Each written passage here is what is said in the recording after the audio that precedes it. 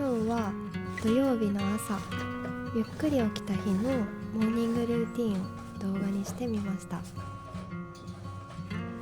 初めてのルーティン動画なので、ゆるっとした雰囲気になっていると思いますが、楽しんでもらえたら嬉しいです。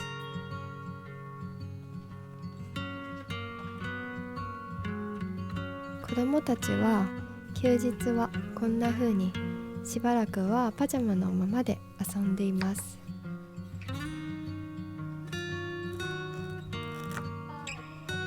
夜に干しておいた洗濯物を取り込みます。除湿機が壊れてしまったので、今はブルネードのサーキュレーターのみで乾かしています。意外と乾いてくれるので、新しい除湿機の購入は保留中。大人のものと子供のものに分けて服をカゴの中に入れていきます。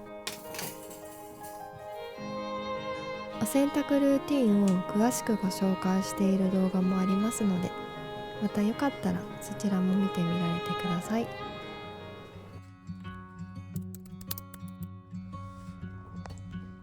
娘は朝からせっせとピアノを弾いています。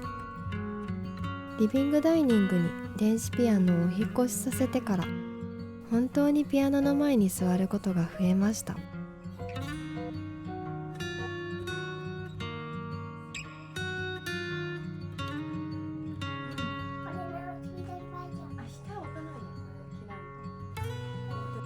11歳のお姉ちゃんはお人形のリカちゃんの服を余ったマスクで作ったみたい。爪楊枝を使ってピアスまで作っててびっくり。ねーねの作ってくれたお洋服とピアス、かわいいねって言ってとっても気に入っているみたい。よかったね。パパがお布団を畳んでくれています。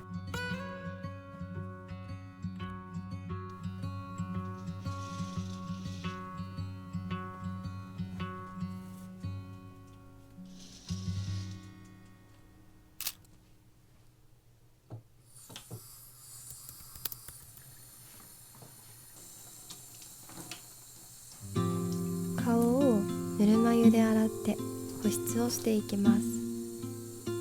乾燥してしまうので、朝はぬるま湯のみでさっと流す程度です。3人のお母さんで38歳。心は全然追いついていない気がするんですが、あっという間に年齢が大人になっていって、日々のスキンケアも20代の頃とは変化してきています。子供たちがママかわいいって言ってくれるのがすごく嬉しくて、いつまでもそう言ってもらえるように。でもそれだけじゃなくて、自分自身のためにも自分のことも大切に日々過ごしていきたいなと思って、毎日のケアの時間を大事にしています。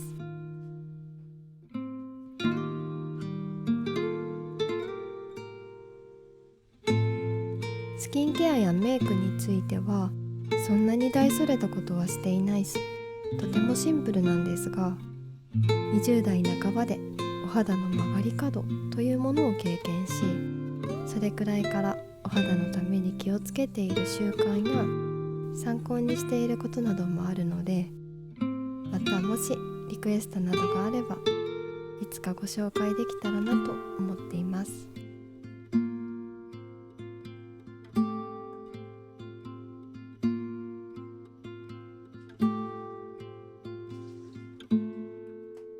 ヘアアイロンが温まるのを待つ間に着替えをしていきます。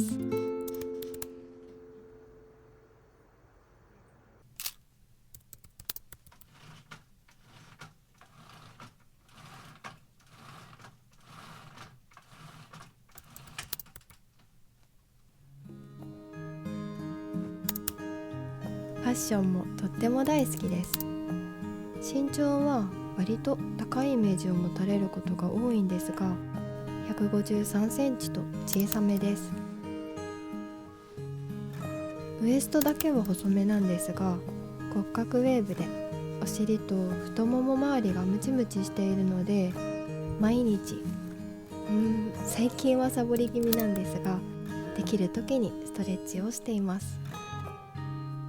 自分のチャームポイントだなと思う部分を活かせるようなファッションになればいいなと思って、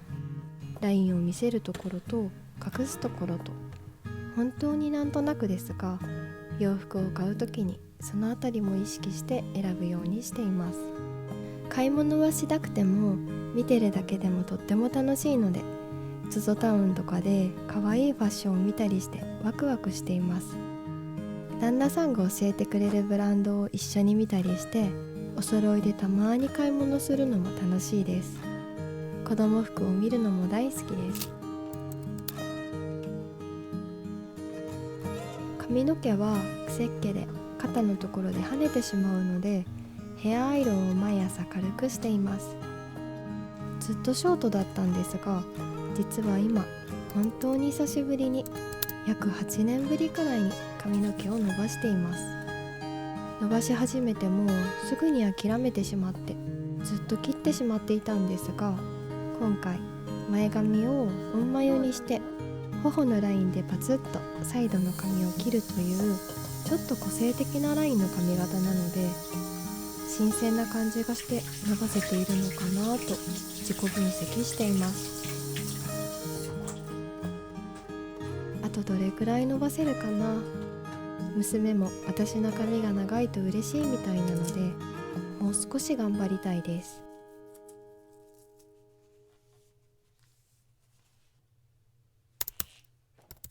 マスカラをするのを忘れていたので、本当にちょっとしかつけないんですが、していきます。フンミーのカラーマスカラ、カラーはテラコッタピンクです。このブラウンかかったピンクが可愛さと大人っぽさがどちらもあって、すごくお気に入りです。もう4本目くらいで何度もリピートしているほどです。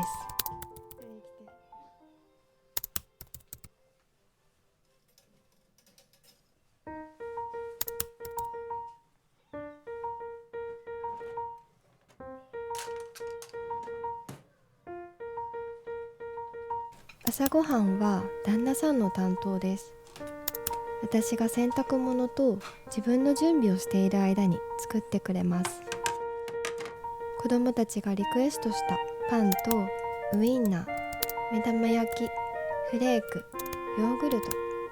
それぞれに合わせてメニューを作ってくれます。一緒に暮らし始めた時は朝ごはんも私が作っていたんですが、ある日最初から最後まで久美ちゃんの作り方を教えてほしいと言われました。自分のやり方でいいんだよと言ったんですが、同じようにできるようになって任せられるって思ってほしいからと言ってくれて、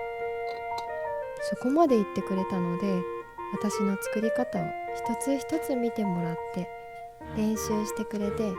今ではそれを完コピしてくれています。一部を手伝ってくれるだけでもありがたいなと思っていたのに、全部を任せられるようになってすごくびっくりしました。私の朝ごはん当番は旦那さんがたまの泊まりの仕事の時だけなので、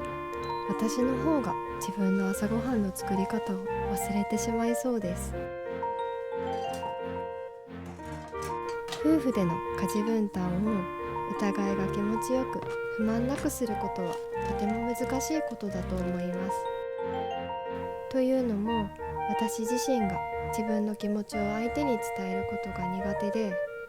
何々してほしいとか、何々は嫌だなとか、そういう思いがあったとしても伝えずに、自分でやればいいや、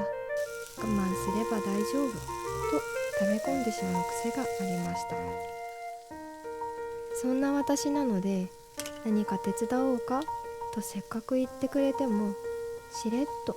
大丈夫だよ、自分でできるよ、ありがとうと無理をしていない雰囲気で言うのがお得意になってしまい、人に頼る、任せるということができなくなってしまっていました。相手がいやいややっているように感じてしまって悲しくなってしまったり、そうなるくらいなら自分でやった方がいいと思ってしまって、余計に気持ちを伝えられませんでした。でもその私のお得意の大丈夫だよが本当は大丈夫じゃないってことに気づいてくれたのが今の旦那さんでした。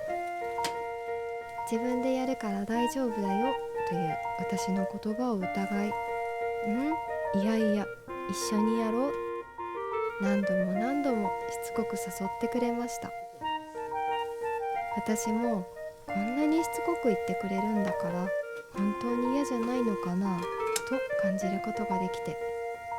それなら頼んでみようかなと思うことができて、少しずつ頼る、任せるということができるようになっていきました。思っていることを言葉にして伝えるということ、私にとって一番の苦手分野でした。でも安心して気持ちを伝えられる雰囲気を作ってくれた旦那さんのおかげで、少しずつ伝えられるようになっていって、今では少し言い過ぎなくらい気持ちを言ってしまっている気がします。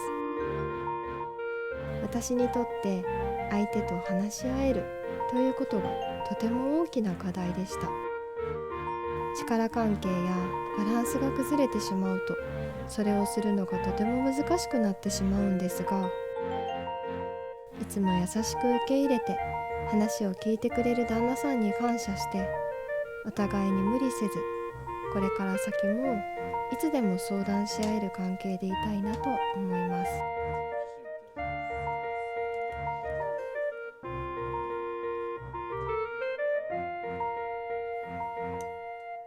そろそろ朝ごはんが出来上がったみたい。みんな揃ったかな？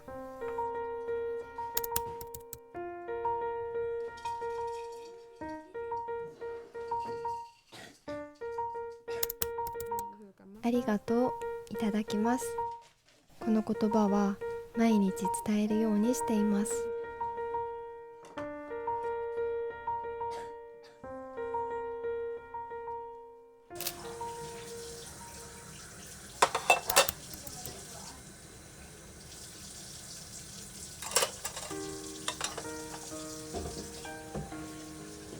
朝ごはんも終わって歯磨きの後、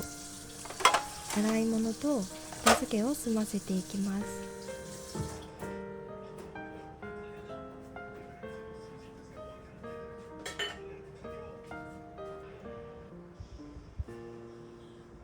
キャスター付きのカートの上に水切りかごを置いて、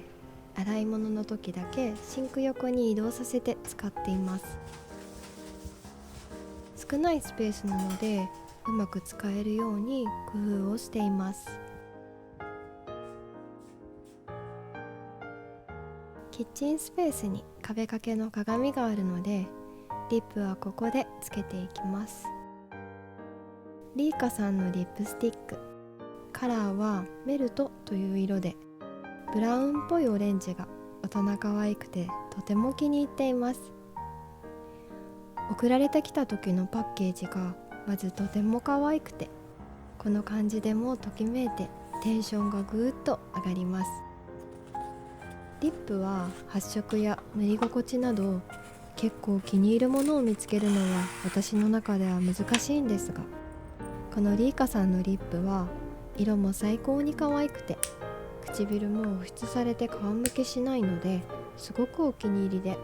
もうリピート3本目になります。年齢も高くなっているので、大人の女性として女度を上げなくてはという自分の中での目標もあるので、このリーカさんのリップはそれを助けてくれる最高のアイテムです。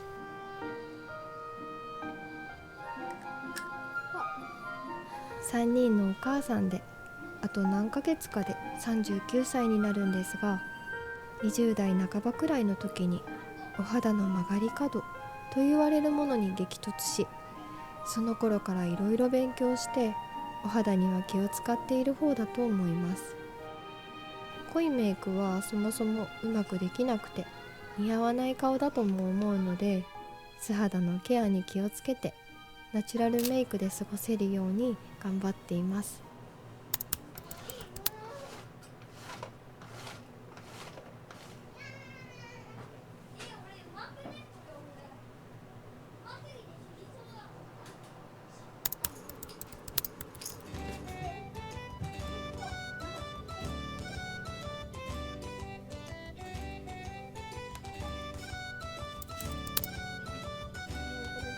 次はお掃除。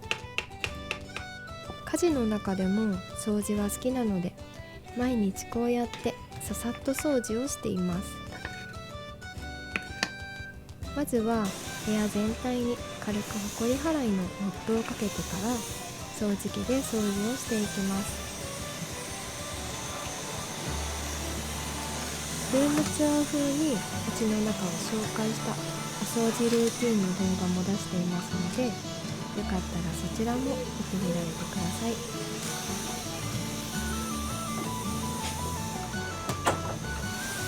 こうやってさっとでも掃除をすると家の中の空気が本当にガラッと変わるので、私はその感覚がとても好きで、毎日の掃除をやめられないんだろうなと思います。子供たちのアレルギーもあるので、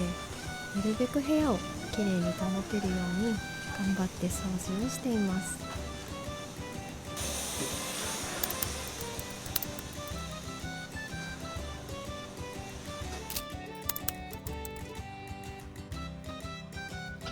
取り込んだ洗濯物を畳み忘れていました。子供たちのそれぞれのスペースに分けて片付けていきます。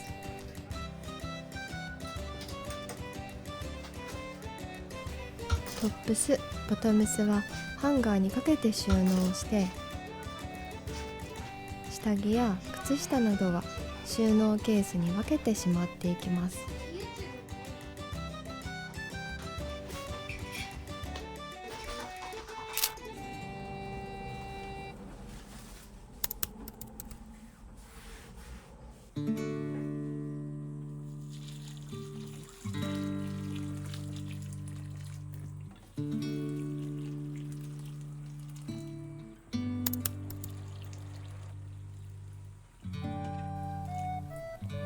掃除の後は植物たちのお世話。今日はコンシンネホワイボリーのホアちゃんと赤ちゃんのオーガスタに水やり。この時間は私にとってとっても大切でほっとする時間。葉っぱや土の状態を見ながらこんな風にお手入れをしていると、忙しい中でも心に不思議と余裕ができて、今日も一日頑張るぞと自分を応援するような気持ちになれます。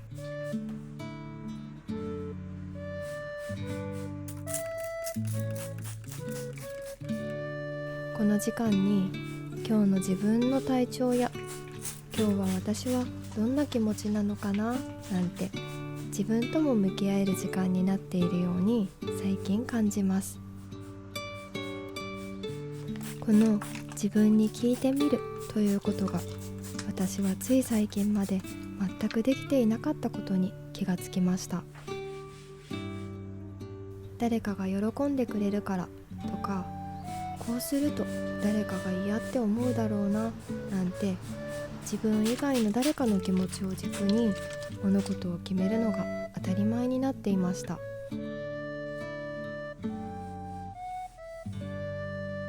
でもまずは自分に聞いてあげるんだよと私にたくさん話をしてくれた方がいて、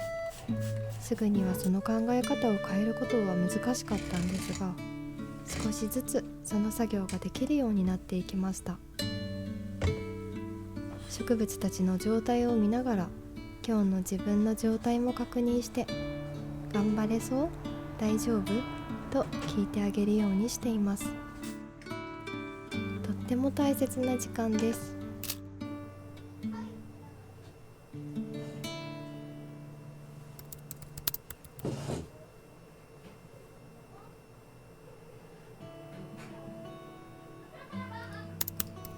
4ヶ月ほど前からこうやって本格的に暮らしの様子を Vlog にしているんですが、一本動画を作るごとに自分の中で、ここはもっとこうしたいとか、この部分はこうしたらよかったななんて振り返ったり、次の動画作りへの意欲が湧いてきたり、とても気持ちが忙しいです。そしてこの自分の中の映像作りに対する足りない、もっとこうしたいという欲望がたくさんあるということに自分でもびっくりしています。昔からブログを書いて文章で表現することが好きだったのと、ちょっとした動画を編集したりするのも大好きだったので、それが合わさっての YouTube は私のしたいが詰まったものだったんだなと思います。コツコツ続けて少しずつでも成長していきたいです。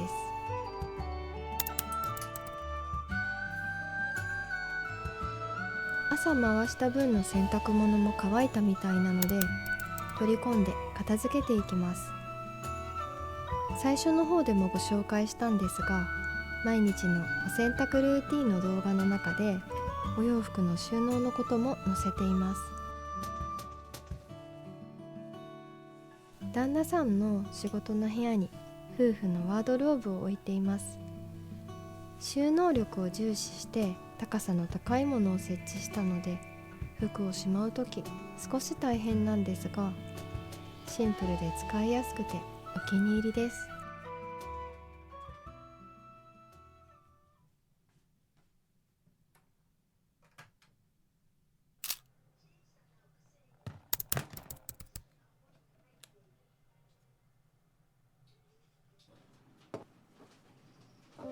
ちょっと一息。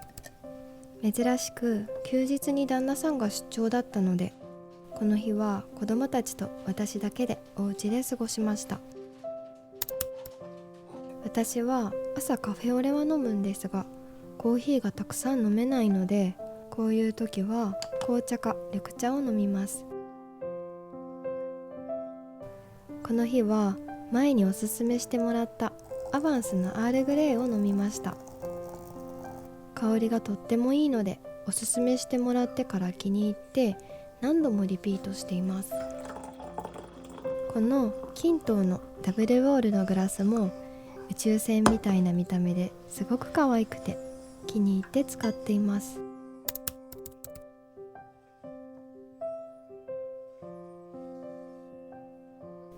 子供たちがリビングでテレビを見ている間、私は夫婦で出演が決まっている次のライブイベントに向けていろいろ考えました。イベントの雰囲気、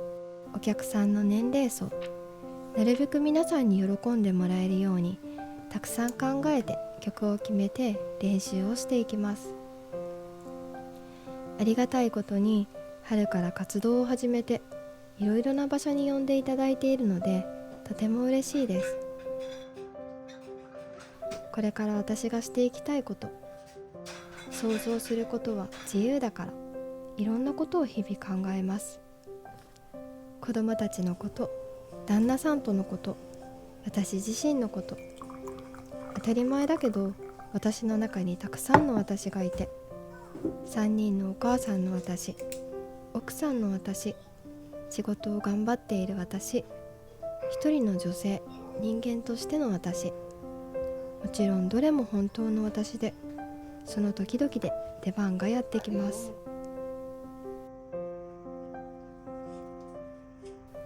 日々の子供たちや旦那さんとの会話、私の今感じていることやこれからやっていきたいこと、たくさん想像します。夢を持つことは自由だから、それだけでワクワクしてきて、何にでもなれるような気持ちになるから不思議。こうやって一人で考える時間は、家族との時間、自分のことも大切にできるようなヒントが見つかるので、とても大事にしています。子供たちに呼ばれて一緒に少しだけテレビタイム。最近季節の変わり目で、私も子供たちも体調を崩しがちだったので、お休みの日もお家でゆっくり過ごすことが多かったように思います。子供が多いと、なぜかみんな少しずつ時期をずらして体調を崩してしまって、長い期間引きこもりになってしまうというのはあるあるでしょうか。私はお家が大好きなので問題ないんですが、子供たちは少し退屈そうです。パパが帰ってきてみんなの体調が良くなったら、また一緒にお出かけしようね。